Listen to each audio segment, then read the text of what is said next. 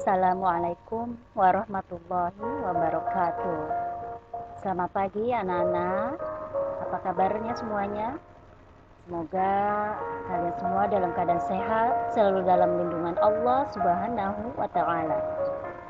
Hari ini hari Rabu, tanggal 12 Agustus 2020, kita akan belajar tematik tema 1 dan kita hari ini sudah masuk ke subtema 4, hidup rukun di masyarakat, pembelajaran pertama. Namun sebelum kita mulai belajar, marilah sama-sama kita berdoa dengan membaca Bismillahirrahmanirrahim. Mudah-mudahan walaupun belajarnya dengan jarak jauh, Allah tetap kasih kita pemahaman yang luas sehingga ilmu yang kita dapatkan hari ini bisa bermanfaat untuk kehidupan kita.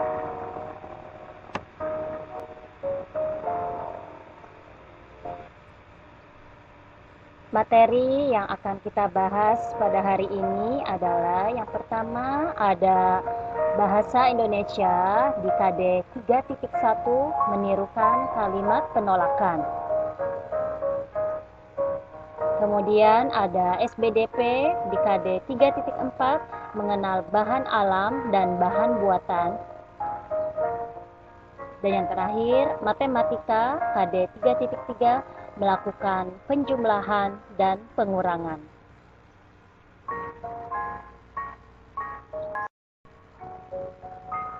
Bahasa Indonesia KD 3.1. Sebelumnya, kalian sudah mempelajari beberapa kalimat seperti ungkapan, kalimat ajakan, dan kali ini kita akan belajar tentang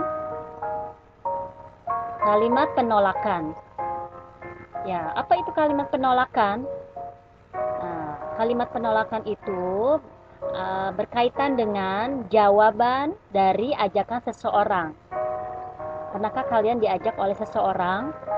Nah, jawaban kalian mungkin dari ajakan tersebut ada yang menerimanya, tapi ada juga yang menolaknya. Nah, untuk menolak ajakan seseorang itu, kalian bisa menggunakan kata maaf dan tidak. Ya, nanti kalau mau menolak ajakan seseorang, gunakanlah kata maaf dan tidak. Dan jangan lupa, kalian harus ucapkan penolakan tersebut dengan bahasa yang santun.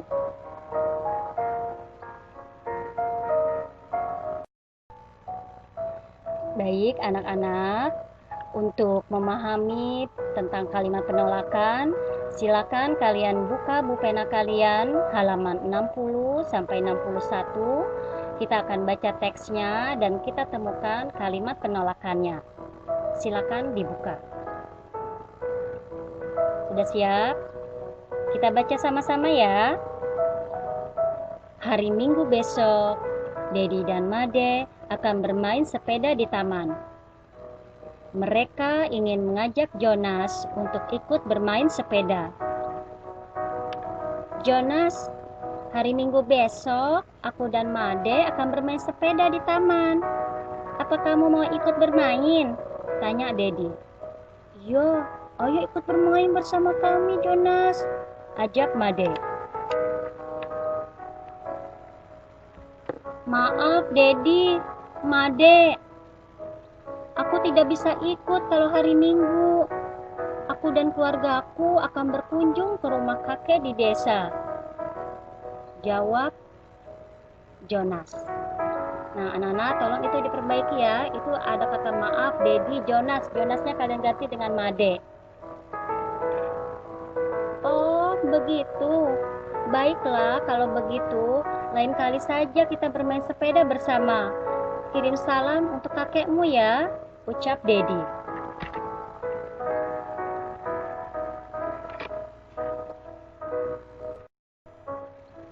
Baik, anak-anak. Setelah kita membaca teksnya, kita akan menemukan kalimat penolakannya. Silakan kalian cari kalimat penolakan yang ada pada teks tersebut. Apa kalian sudah menemukannya? Coba dibacakan kalimat penolakannya.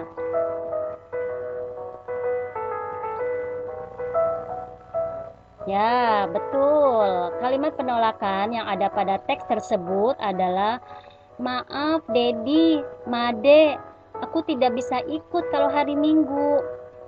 Nah, Ibu ulangi ya. Maaf Dedi, Made. Di situ Jonas ya, kita ganti dengan Made. Maaf Dedi, Made, aku tidak bisa ikut kalau hari Minggu. Nah, itulah kalimat penolakan yang diucapkan oleh Jonas kepada Dedi dan Made. Nah, Jonas mengawali kalimat penolakannya dengan kata maaf. Berarti sopan ya, dengan menggunakan bahasa yang santun. Nah, ini penolakannya itu penolakan atas ajakan apa? Ya, penolakan atas ajakan untuk bermain sepeda di hari Minggu. Kenapa Jonas tidak bisa ikut di hari Minggu? Nah, itu diberikan alasannya. Karena aku dan keluargaku akan berkunjung ke rumah kakek di desa. Nah, itulah contoh kalimat penolakan dengan menggunakan kata maaf.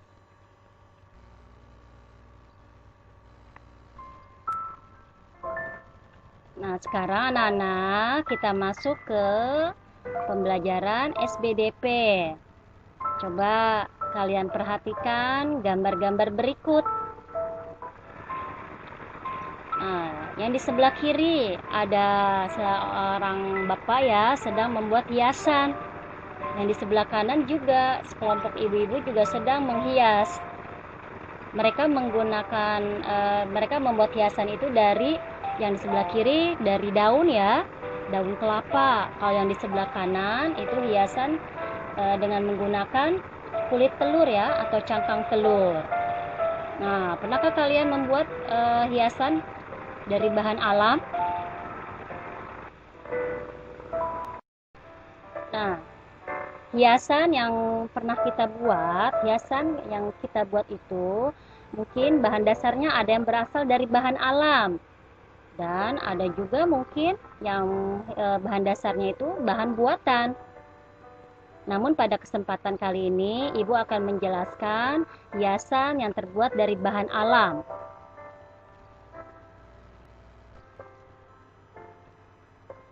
Apa sih bahan alam? Bahan alam adalah benda atau bahan yang diperoleh dari alam. Contohnya,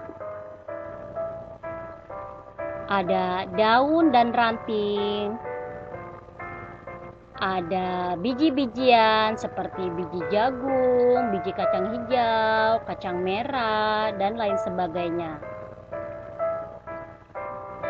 Contoh lainnya ada cangkang kerang dan ada cangkang telur. Nah, inilah beberapa contoh bahan alam untuk membuat hiasan. Ada daun dan ranting, biji-bijian, cangkang kerang, dan cangkang telur. Dan masih ada beberapa lain lagi ya, contoh bahan alam.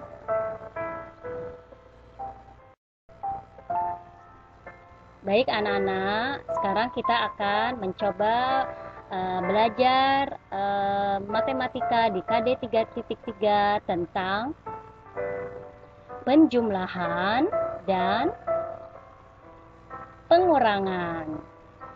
Dalam penjumlahan itu biasanya ada kata jumlah ya. Jadi kalau ada soal menggunakan kata jumlah itu biasanya menggunakan penjumlahan atau ditambah ya.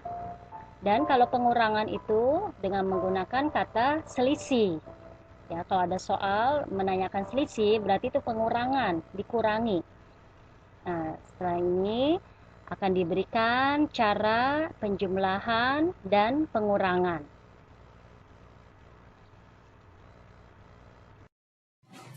Baik anak-anak, sekarang kita mau belajar penjumlahan dan pengurangan. Kita baca pertanyaan ya.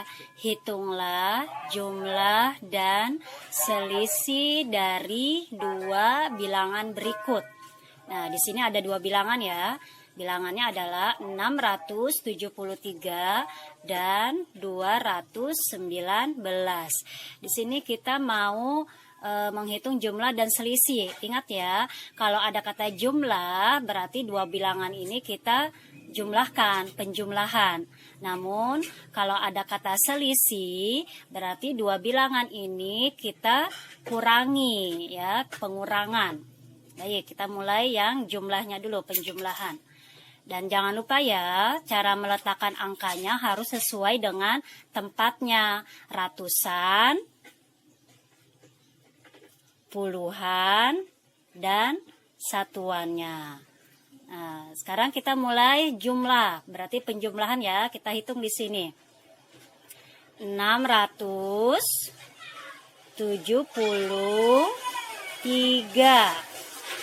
Ya, kita jumlahkan dengan 219.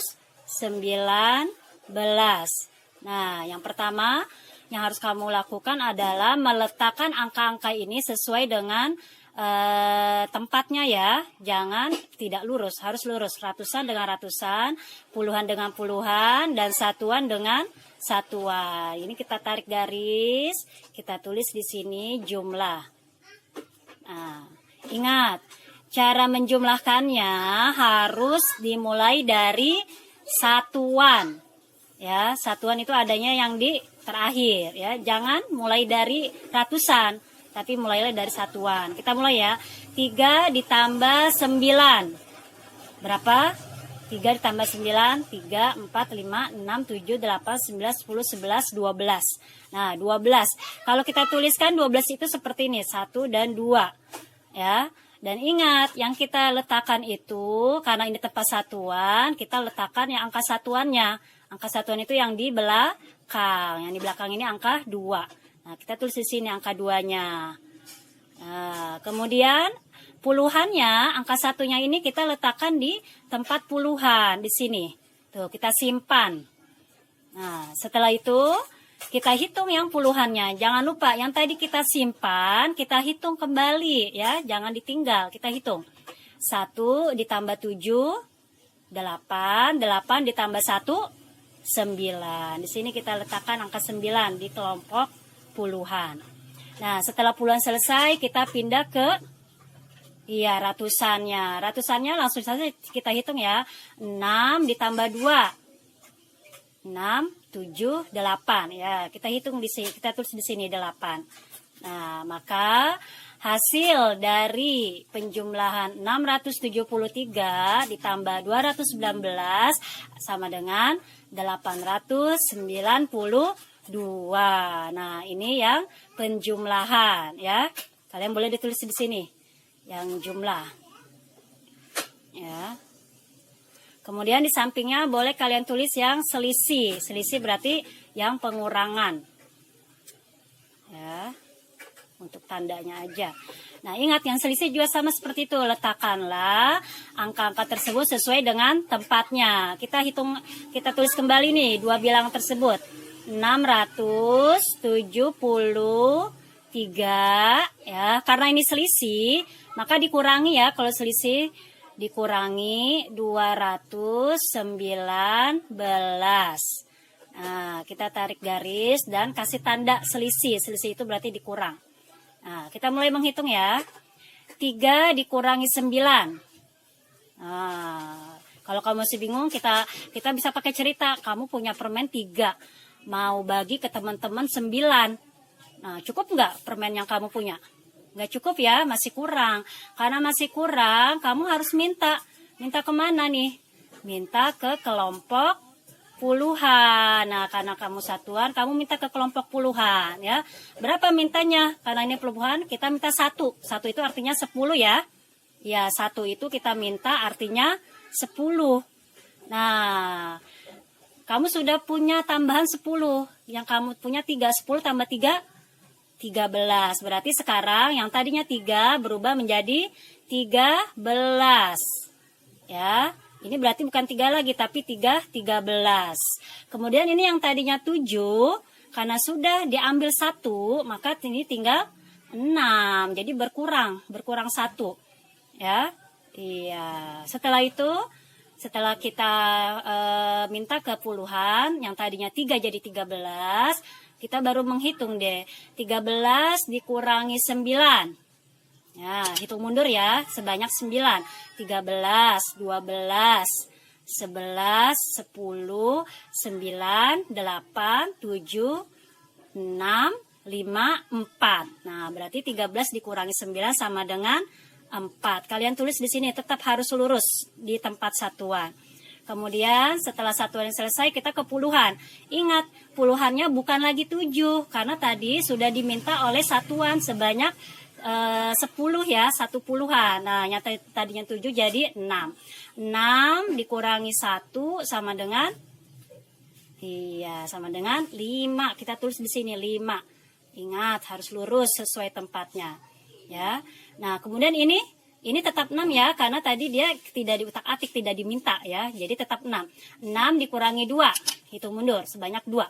6, 5, 4. Nah, berarti 6 dikurangi 2 sama dengan 4. Nah, maka selisih dari 673 dan 219 sama dengan 454. Demikianlah cara menghitung penjumlahan dan pengurangan. Mudah-mudahan kalian bisa memahaminya dengan baik. Nah, untuk lebih memahaminya lagi, nanti ada tugas ya di Bu Pena halaman 64. Kalian salin di buku paket kalian. Dan jangan lupa menghitungnya harus teliti dan harus lurus sesuai dengan nilai tempatnya. Ya, selamat mengerjakan ya anak-anak.